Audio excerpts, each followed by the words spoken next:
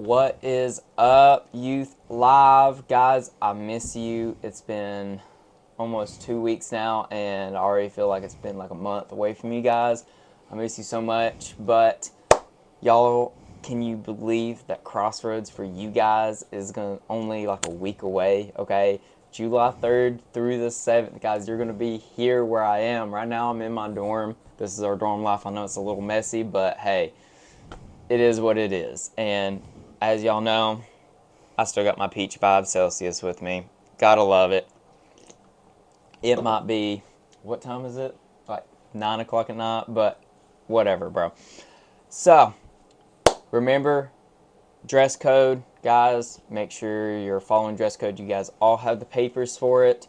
And then when you get down here, we're going to have so much fun. But finally, we have our YouTube channel, and it's finally set up. I know this past few Wednesdays have kind of been in because it hasn't been able to set up, and you haven't been able to hear from me for so long, but we got it set up, and we get to have our first staff interview tonight, all right? So give it up for my roommate, the one and only Shane Ellis.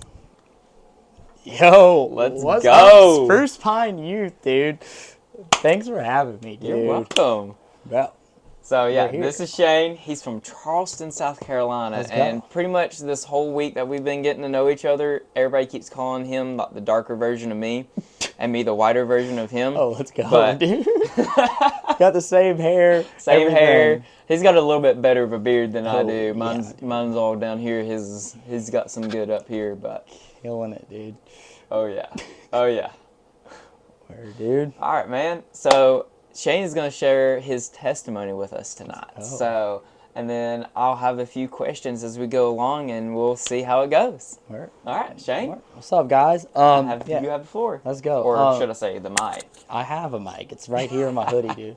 Well, yeah, as Luke said, I'm from Charleston, South Carolina, and it's really just a big city. Really fast moving, really crazy pace. And I did not grow up in church at all. Had a single mom and two older sisters. So a lot through going through school was really me trying to figure out who I was and how I fit in, what cool looked like. So that looked like me getting into a lot of stuff I shouldn't have been getting into, like, you know, like smoking weed or like drinking way before I should have or even should at all. And just trying to fill my space, my ego with girls or friends I shouldn't be hanging out with. And it wasn't until originally like a freshman in high school where I got invited to this thing called Young Life. I'm sure you might have it at your schools, but I only went because my friends went. It seemed a cool place to hang out, and I would hang out, play the game, sing the songs. But as soon as they started talking about Jesus at the end, I tuned it out, did not care at all what they had to say.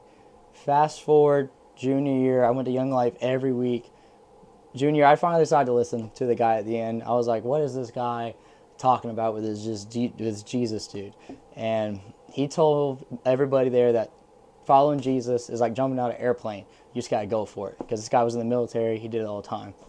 So I went up to him. I was like, bro, what are you talking about? You sound absolutely crazy right now. You jump out of an airplane for Jesus? Like, this dude ain't that important.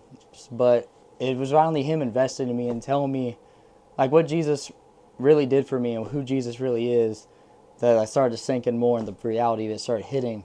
And then he invited me to go to church with him, and you know, the first time was cool. I was like, doesn't really change anything about my life. And then the next week came, and I had an option because this guy was out of town. He was like, hey, you can go to church by yourself or just not go at all. And someone was just pulling me to go to church that day. So I ended up driving myself to church. Never been to church before by myself ever. And that's the day it all turned around. I gave my life to Jesus. And since then, yeah, I've had ups, I've had downs. Some days are easier than others, but I constantly pursue the goodness of God because I know he saved me from a life that was not worth living, a life that was empty, a life that was filled with my own ego and pride. And when I get home and I don't feel good, I feel lonely, I feel angry because I wasn't filled with joy that Jesus has for me. But now that I do know who Jesus is, now that I know who God is, that he loves me and he died for me, there's a life worth living. There's a life of joy. There's a life of I don't have to be angry or have to find fulfillment from things of this world that God's already covered that for me with his blood, and I wouldn't want to do it any other way, because for us to say we can do it our own is foolish, because we can't. Yeah.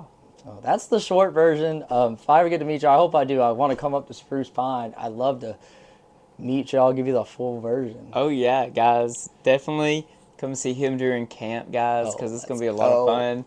So you'll get to meet Shane.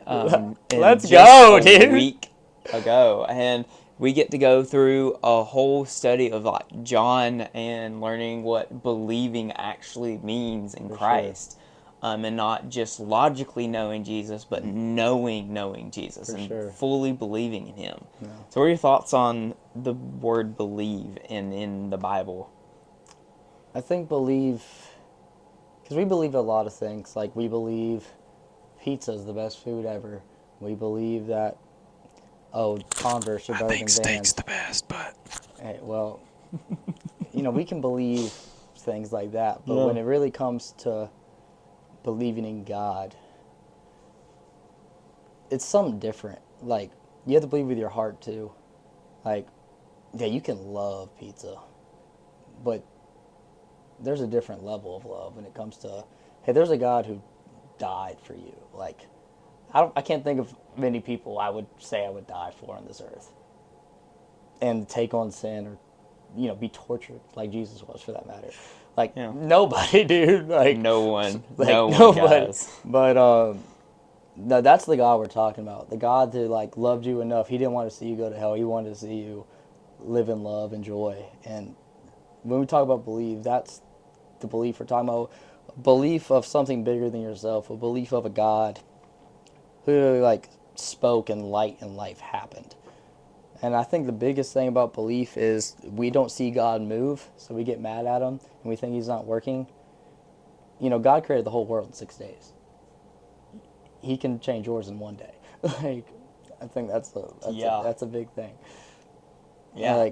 I think patience is a big thing when it comes to belief, because we want to see things now. And I know we say, hey, if I can just see Jesus, that's a big thing I always hear. Hey, if I just see Jesus, it's going to be okay. I'll believe him when I see him perform a miracle. But, we can see his goodness through the other people. We can see his goodness. So there's a lot of people in the Bible never saw Jesus, but gave their life to him. Yeah. And we see that in books of Acts and Fords, hey, that's why they wrote these books, so people like me and you can see it and believe it. Yeah. And read it and believe it. Yeah. Absolutely. And like what Shane was saying, man, with the believing and not seeing Jesus, your faith, then your beliefs do not have to wait to come to Crossroads, or even when you leave Crossroads. You guys can be just as hype as Jesus. Because I know when you get to camp, you're so hype, and then you get all these amazing sermons by Clayton and Shari and Jacob and Matt Holloman, and you get so pumped up for Jesus. But guys, you can do that today. You can do that tonight. You can do it tomorrow, okay, guys? You do not have to wait for Crossroads. That's the beauty of having Jesus. You can have that excitement and love for Jesus in your heart every single day of your life. That's right. And that's I love that part. I love that part, because I get to have this hype for the rest of my life. Yeah. I'm always hyped for Jesus. Yeah, I don't know bro, about this y'all. dude is insanely hype. Y'all will be able to get to see him on stage. I think you'll probably be... What is it? Blue? Oh, blue team, bro. Blue team. Represent, Yeah, dog. Blue team. Okay. Now, I don't remember, and I won't know until a week before you guys come. So hopefully this next week I will actually be able to find out what color team you guys are, so you can start packing for your team color, so we can support our team, because our team is going to win this year. It better be blue, dog. I hope it's blue, because we'll be on Shane's team. All right, guys. It's going to be lit. It's going to be fun. So, Shane, it was good. That was good. Thanks I for love having your me, testimony. Every testimony is different, guys. It doesn't always have to be the same. And that's the beauty of testimonies, because me and Luke's story are very different. And all of y'all come from different places. I'm sure a lot of y'all in that youth group can relate to Luke more than you can relate to me, or vice versa. And that's the power of your testimony, too, is there's kids in your high school, there's kids in your middle school that need to hear your story. Because it might look very different from me or Luke's. You might have grew up in church, you might not grew up in church. You might have had addiction to one thing or not. But don't think that your story isn't good enough to help someone else. No matter what you've done, no matter where you come from, your testimony, your story has power. Yeah. Yeah. And you know, the one thing about every testimony, even though they're so different, they're unique to every person, there's one thing that every testimony is the same. Mhm. And it's the end. Yeah. Jesus where changed. Jesus changes your life, because Jesus changes everyone's life. He does. And so that's the beauty of it, guys. Just like the woman in the well, you guys know that story very well. I've went over it a couple times, and we've gone over it a couple times this week, actually. Mm-hmm.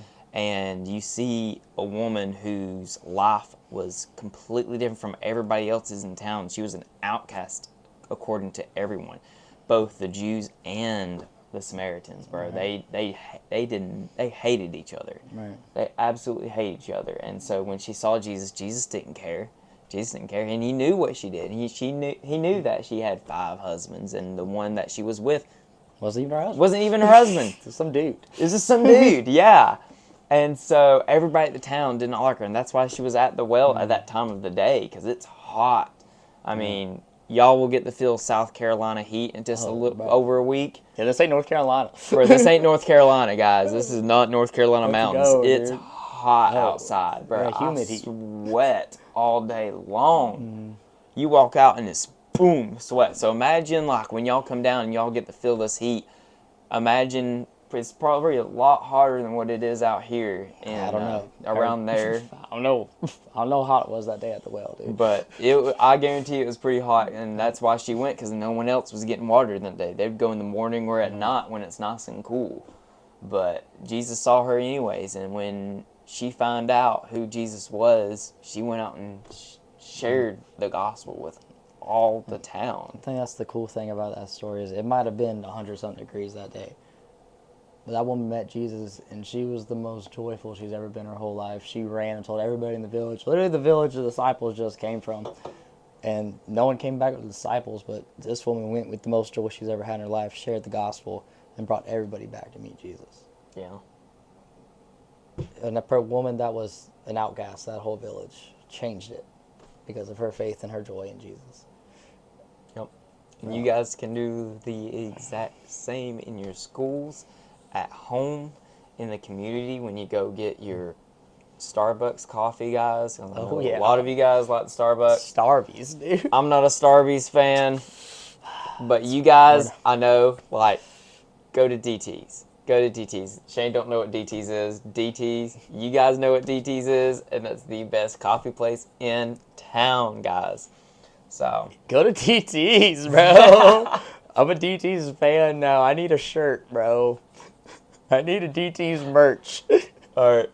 Everybody put up a like or a comment on this video later. Go on your phone, go to our YouTube channel, and comment if I need to get Shane a DT shirt. Bro, I need Spruce Pine merch too. Spruce Pine merch, bro. guys. Bring it to Crossroads. I'll rep it, bro. He will. He will. If you give him a Spruce Pine shirt, he'll go up on stage with that shirt. Oh, let's go. Let's go. Dude.